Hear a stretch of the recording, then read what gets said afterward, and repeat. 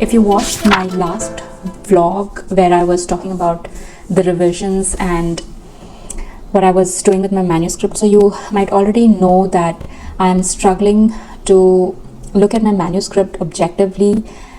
And after I posted that vlog, I took some time and thought about what really I needed to fix this manuscript. I wrote down the things that I needed to change and made some notes while doing this round of revisions.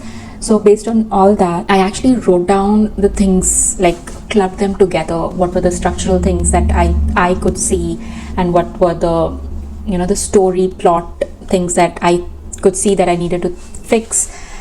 So I wrote everything down in my book. What I decided on was that I needed some help, some professional help, and I decided that I would look for manuscript critique.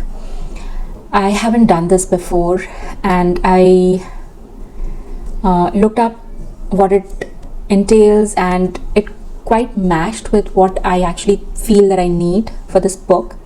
And it also seems to fit my budget. I'll have to pull in money from what I initially had planned for the marketing for this book, so I'll pull in money from that. But I think it's going to be the right decision. And once I was more comfortable with this idea, I actually wrote a small post on a Facebook group, which is a group of editors, and I posted there what I needed, a little about my book and where I am in my manuscript. And quite a few editors contacted me, and I was pretty surprised with the quick response I got. The next thing that I did was I wrote down a generic email, putting down who I am in a small bit, just to give them an idea about the experience that I have with writing and publishing and things. Then I told them a little bit about my book and the book that I want to be critiqued. And then I gave them the basic information about the book, like I gave them the elevator pitch that I have. I told them the genre, the current word count, the stage of my manuscript, along with what my expectations are from a critique service. And then I also asked a few questions about what their process would be, what would be the payment like if they would do a sample edit, and how much they would charge me for that, what would be the time when they would be willing to accept to work if we go ahead and agree to work together. So all those kind of things. I talk about what you should ask your editor and what you should look for when you're hiring an editor in this video.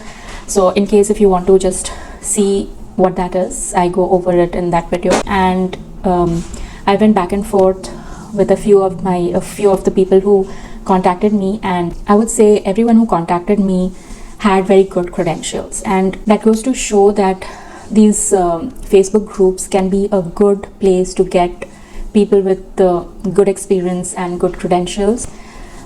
So I would recommend you check out the Facebook group. I'll have a link to that group in the description. I also saw that everyone was very good with their communications, and a good thing was that when people were writing, you could see that they were professional when they were writing in their emails and things like that, with no glaring mistakes, because I feel an editor should be very, very careful about how they write, because that should be indicative of how they look at your work. I had about, I think, 8 people contact me, and of the 8 people, I'm currently talking with 3 of them, and I've already gone ahead and started the sample editing process with 2 of them. I'm still to hear back from one. I hope I do hear back from her, because I'd like to see how she is, because over the emails she seems to be a nice editor. The sample that she shared was very nice, so I hope she'll get back to me soon. Along with this, I actually also had a coupon from NaNoWriMo for a website that offers editing, and I used that coupon to get a free sample edit. So that's also a place that I'm getting. So these are the 3 places right now who are already sample critiquing my manuscript. I hope this fourth editor contacts me soon, gets back to me soon, so I'll have another work to like see. I don't think I'll go with the website for the simple fact it's completely out of my budget. Even if I get a good response, it'll break my heart if they are very good, because even if they're very good, I don't think I'll be able to afford that kind of money so early on in my manuscript, because I still have to keep some budget for the line edits which I want later on, and proofreading and those kind of things. So I don't have a lot of budget, so I have to work with what I have. I am paying for the sample edits, and I would recommend that you should budget some amount for that. So one thing that I am looking for while I am doing this process is, can I work with these editors for future projects? That way I don't have to keep spending a ton of money every time, because hopefully the future books won't take so many years in making. I know the amount I'm spending for these sample edits, it's not going to be a utter waste, or it's not going to be up against just this one project. I would still want to do a sample edit, but maybe I'll not have to sample edit with so many editors. Another thing that I would like to share is that even though I had around eight editors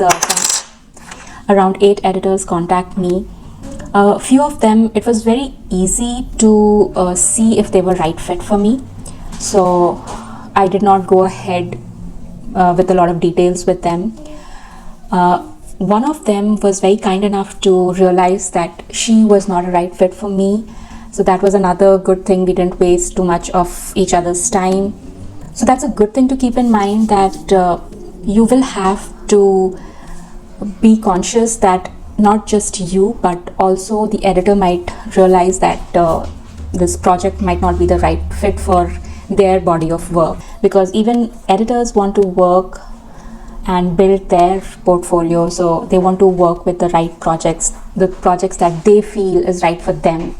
So that's another thing I thought I should share with you. I'm taking a break from the manuscript, as like working on the manuscript, but I am going to take a few days and just run my manuscript through ProWriting 8 to make it easier for my editor, whoever I hire, so that they're not bogged down with a lot of technical things, and they can focus on what I'm actually going to hire them for. And I'll catch you up soon.